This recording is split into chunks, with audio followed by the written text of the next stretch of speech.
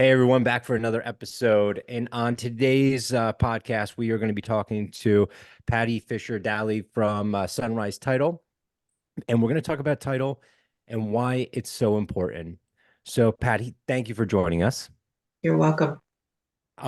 So title is it takes place, title searches, title insurance is always taking place in the background as the transaction kind of transpires down the path of trying to get closed. Can you tell us, one, how long you've been in the business? How did you get in the business? But also, what is title and why is it so important? Okay, title is, as you did state, the silent expense in a transaction. I have been doing title since 1998. Prior to that, I was a real estate paralegal. So I basically had already had the knowledge of title, but now I'm on the other side of it. So what Hmm. we do is search the history of the property. So basically, we look for the skeletons in every closet.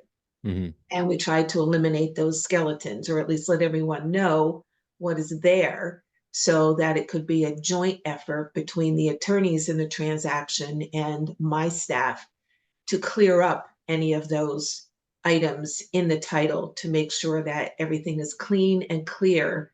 When the title policy is issued, there's no objections to the title. Okay. What, so just to kind of give it in context, like what are some of the things that could show up in the skeletons in the closet that could potentially hurt a buyer when they're Okay, purchasing? numerous items. There could be fraud in a transaction. One example would be a husband owns a piece of property and he's getting separated or divorced from his wife, but her name is still on title. So he would have a girlfriend or some other individual sign off as the wife to convey the title, with the wife having no knowledge whatsoever. And of Hmm. course, once she does get knowledge, then a claim is filed with the title insurance agency because it was a fraudulent transaction. Other items would be judgments filed against the seller, tax liens. If you don't pay your real estate taxes, the municipality does file a lien against the property. Of course, a mortgage, if you have a mortgage on the property, and Hmm. also home equity lines of credit. While many individuals do not understand that it is a mortgage on the property and a lien, and unless that is removed as well, it continues to be an obstruction of title. Hmm. Those are just a few examples of many, many items. Right. So, it's like a buyer purchases a property almost like at face value.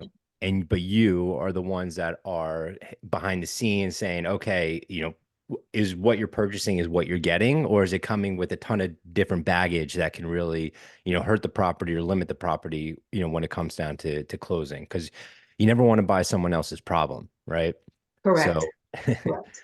They have so to make you sure that problem is cleaned up and taken care of. right. So, so when the title, like, how long does it usually take for, a title search to, take place?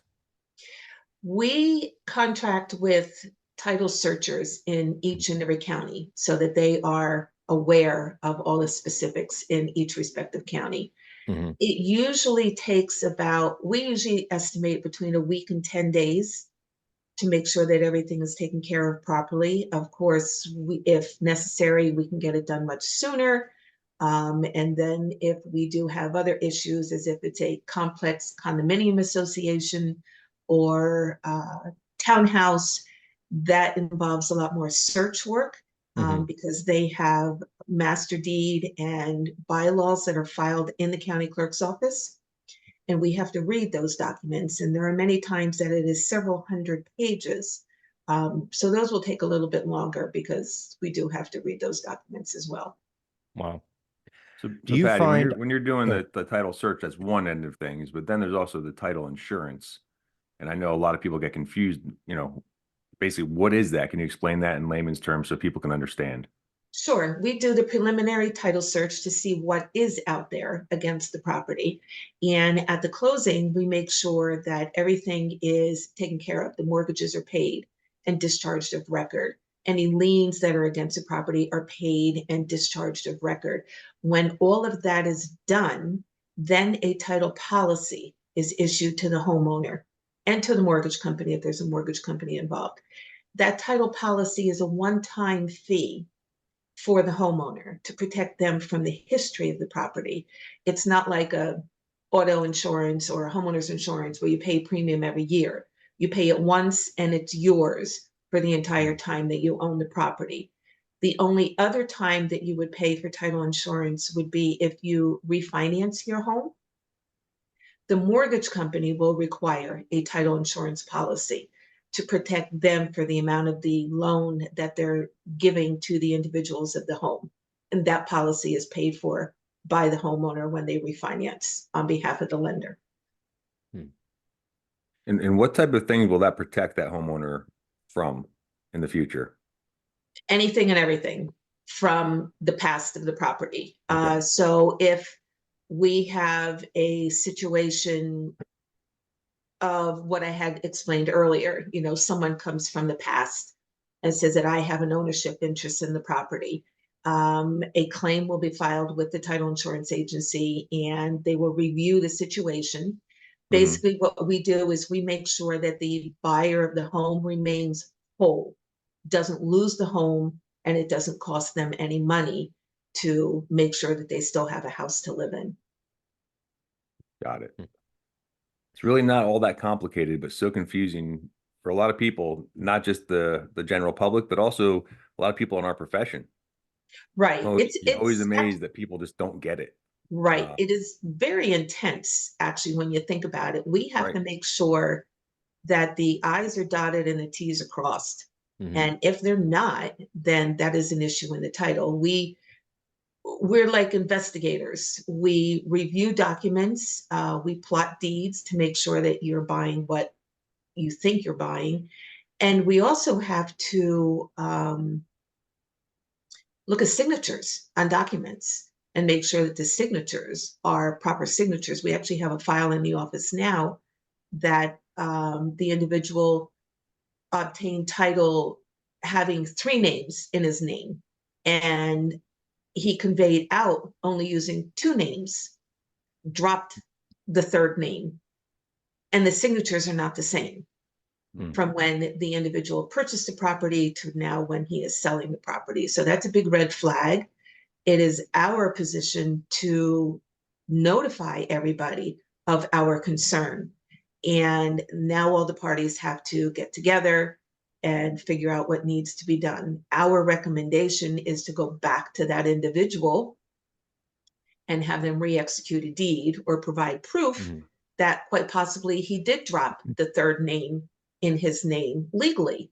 So just provide us with the court documents that show that that was actually taken care of. So you guys are like the watchdogs. You're back there watching everything, making sure like no corners are cut in regards to the history of the property, which you need that. So okay, so a buyer finds a property, they put an offer in on a property. Depending on what state they're in, they go into attorney review. And then they have home inspections and they go under contract and then have home inspections. Is that usually when title is ordered on a purchase usually? Yes, title is ordered by the attorney representing the buyer. We usually ask the attorney to wait until after the home inspections are completed because we don't like spending other people's money if it's not necessary. And we can turn around the files pretty quickly so that we will not hold up. We try not to hold up any closing. There's very few times that we have run into situations where a title has held up closing because of situations that have occurred. But that is the time that it's the home inspection, the buyer's looking for homeowner's insurance, title insurance. We also highly recommend that individuals get a survey if it's possible. I know that is another expense that the buyer needs to deal with, but in the long run, it is also one of those expenses that is Necessary. something that correct. Yeah. Correct. We have a file in our office now that a gentleman thought he was buying a garage, two-car garage, and an ice house on a piece of property. Well, the property line goes right through the middle of the garage. Right. Yeah. So that's an issue. Sure And is. Mhm. now we're trying to deal with how we're going to handle that situation. Wow. Do you And to find, figure, I'm sorry, and to figure that out, we had to research back to the early 1900s. yeah, that Wow. was going to be my next question. So in our area, there are some older houses and older farms and stuff like that. Do you come across some, do you find it easier on older properties because maybe it's just been owned by one person for a long period of time, or do you find it more complicated with older properties in, in certain areas that you're like, the house is built in late 1800s and it's a mess. Do you usually find which way does it usually go? 50-50. 50-50. If it's a regular home, and it's still owned by a family, it's not so bad. Mm, What we find with family ownership of a home through generations, there usually are those old mortgages or equity mortgages that remain on the property that need to be cleaned up. If we're talking a farm property, that gets a little more intensive because throughout the years, one of the members could have done a subdivision and cut out some lots of the main farm, mm, and deeds may not have been filed properly. There was a time period where you could actually file a subdivision map as opposed to recording deeds. And if you're unaware of that time period, the searcher would not look in the mapping section of the county filing records and just look for deeds. mm. So we find that if it's been in the family for generations, everyone says, oh, it should be easy because my great grandfather, we've always owned the property. And they're the Yeah. ones where we actually kind of roll our eyes and go, okay, we're going to see what kind of skeletons we find in this one. It's Right. a lot of fun. I Yeah. enjoy, I I'm sure. enjoy. I'm sure. You know what? Family's never easy, so it's always going to be a No, surprise, right? Oh man. But yeah, it's always interesting to hear your stories and stuff like that. And then, the general public when they're purchasing properties, because, majority of the time people will buy, maybe three properties there in their lifetime on average, So it's and they have no idea title. They're like, hey, what's title and what are we searching for? Like to understand. So but yeah, I mean, is there any real horror stories that you've heard over the years of being in the business? oh, yeah, lots of them. um, Examples. Let me see. We've actually searched a property of a church was trying to sell the church property because they didn't have any parishioners anymore. And the individual wanted to buy the church, entered into contract, but they had realized that the cemetery that is attached to the church was not separated by subdivision. So the cemetery is part of the church property. Mm, So the individual buying the church needed to be aware that survivors or family members of those that are deceased in the cemetery have the right to go onto the cemetery anytime they want to. So they're going to have strangers walking on their property mm, throughout the ownership of the home. So that's wow. one little story that there is. We have had one where a bank owned property was owned by the bank. They foreclosed on the property and they owned a house on one side of the road and a vacant lot on the other side of the road. But yet there was one legal description. So it was one parcel of land. They sold it under two separate contracts. One title agent, myself, made our buyer get a survey of the property on the one side of the road. So I'll call that parcel B. We were buying parcel B. but there was no description for parcel B because it was included with parcel A, which was the house lot across the street. We got our client to do a survey, so we had a meets and bounds description for the property that we actually purchased. The bank had their title company represent the buyer for the A parcel, which is the house lot, and they did not read the legal description properly. And when they did their deed to their client, that deed included our parcel of property, thereby creating a double chain of title. And we had to go to court on that one to get that one resolved. And the judge favored on behalf of my client because we did the due diligence of filing a document called a notice of settlement with the county clerk that gives everyone public notice record that there is a contract and a pending closing. The other title agency should have picked that document up and they did not. So they were found to be in fault. So that is another situation that you can deal with. Right. All kinds of stories. It's Yeah. crazy. And sometimes I like, correct me if I'm wrong, but sometimes the descriptions and the history isn't the clearest to read. Sometimes you have to, just the way sometimes things are interpreted can be wrong, right? Or how, Correct. yeah, Correct. it's not super cut and dry. That is true. It is not super cut and dry. You basically have to put a puzzle together. It's that's what I thoroughly enjoy about the title. You take the pieces, you take your property and you search it back more times than not to when it was originally created from the larger tract or the farm. And you take the pieces of the puzzle and you put it together. If it is in a neighborhood area, you take the description and you put all the pieces together to make sure that everything bounds properly so that the lots are next door and one lot doesn't interfere with another one with a deed overlap. There could be a deed overlap or there can be a gore.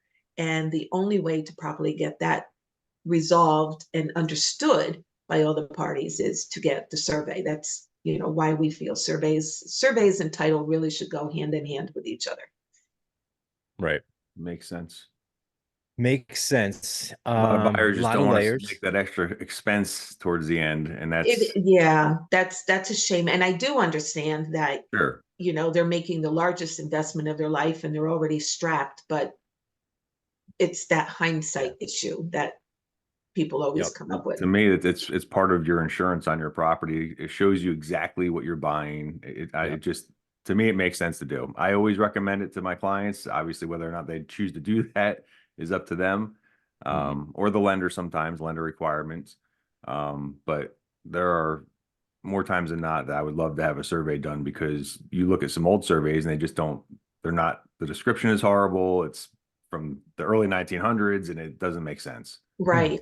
And then also a survey will show if a house has fencing or walls or docks or anything like that. It'll show if any of them are on the adjoining property or Sure. if the neighbors have stuff on your property. I've seen driveways that were not even on the property that they serviced, and fences are 5 feet over on the other person's property. Somebody had a dock built and 3/4 of the dock was on our buyer's property.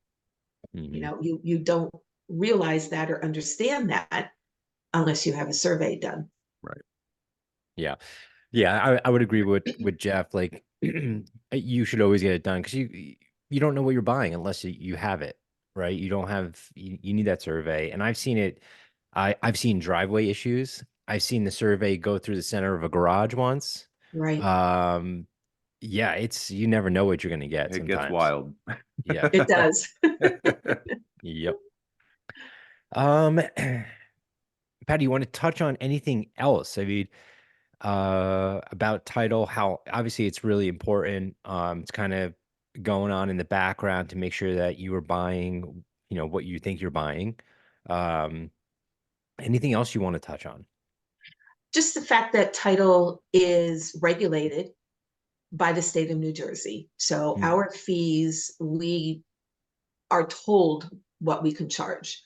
So title across the board should basically be the same price for majority of people. We always ask anybody, and there are a lot of savvy buyers out there nowadays, as well as investors, Hmm. that they actually go out and make their own inquiries. We tell people, call and find out how much it's going to cost. We'll be Yeah. more than happy to give any cost estimate to any party and work with their attorney and get the work done. We're not one of those title agencies that just searches a title and sends a title report over to the attorney and then we're done. We follow through. We help the attorney get the necessary paperwork filed and processed, reach out to different lenders and different parties in the transaction. We did have another transaction where there was a mortgage held by a private individual.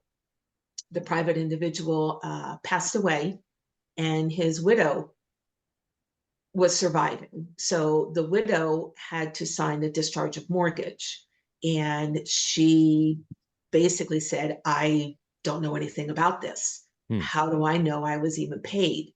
And we were able to reach out to the party and get proofs that the mortgage was paid. And then ultimately, the widow did sign off um, to get the property. So every property does have its own quirk Hmm. to it. I think Yeah. that's what I love about this industry is that there are never two titles that are exactly the same. Right. Even in a condominium complex, they're all slightly different. Interesting. And it's bringing that to everybody's attention and trying to educate them as to what title is and why it is very important. We had an individual who bought property at a sheriff's sale, Hmm. did not search the property prior to. So they bought it at a sheriff's sale. Well, unbeknownst to him, there were two tax sale certificates attached to the property that was not disclosed at the sheriff's sale. So the individual was a successful bidder, but then he also had to pay, on top of what he paid at the sheriff's sale, those tax sale certificates. So it did cost him more than he anticipated. Had he done the search prior to, he would Hmm. have known that they were outstanding and could have taken those numbers and kind of worked them into how much he wanted to spend at the sheriff's sale. Interesting. Yeah, I mean, it's have you ever seen it where, someone purchases a property, you guys weren't involved, but all of a sudden, someone else could, comes along and like could take the property by any chance? Is Yes, yes. There is a situation out there now, which the underwriters notified all of our agents here in New Jersey of a contract where the property is listed for sale with an Mhm. agent, and a contract was submitted with the representation that it was for sale by owner. Mhm. Seller's name was given, buyer's name was given, email addresses were given. It just didn't seem right. So I know the listing agent was contacted. There was no existing contract with that property. So the proposed contract was a fraudulent contract. Mhm. And if the due diligence research was not done, then that individual would have been frauded out of the property. Right. We received quarterly notifications from our um, title association, and this was one case that was actually put in there that a foreign individual had signed a contract, sent a bank check to the title agent. The title agent deposited the check, and once confirmation was provided to the buyer that the check was deposited, an email comes from the purported seller that he disapproved the contract and authorized the title agency to wire the funds back to the buyer, which they did. And unfortunately, in the interim, the bank check was a fraudulent bank check. So that title Wow. agency was out a couple $100,000. And one thing in the agency, which, oh, we have little quirks as everyone does. If we receive a check and if the contract dies, we pay back by check. Hmm. We don't wire if we Right. get a check, and vice versa. And we always double check wires. That is the biggest issue that title agencies have at this point now. Wire information goes out, it gets intercepted via someone's email in the transaction. And fraudulent wire instructions are given to the buyers. And unless the buyer calls to confirm, they're depositing money into some fraudulent account. Oof. And it actually goes with mortgage payoffs as well. Yep. Mortgage payoffs are getting intercepted, and the fraudsters are just changing different account numbers by one number.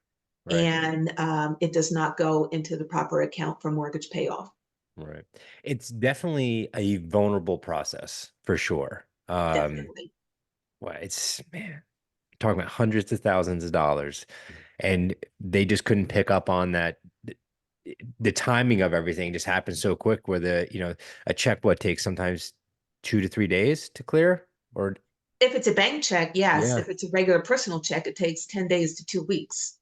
right. So it gives them, depending on the check, gives them a little window of opportunity to pull off the scam. That's crazy. Correct.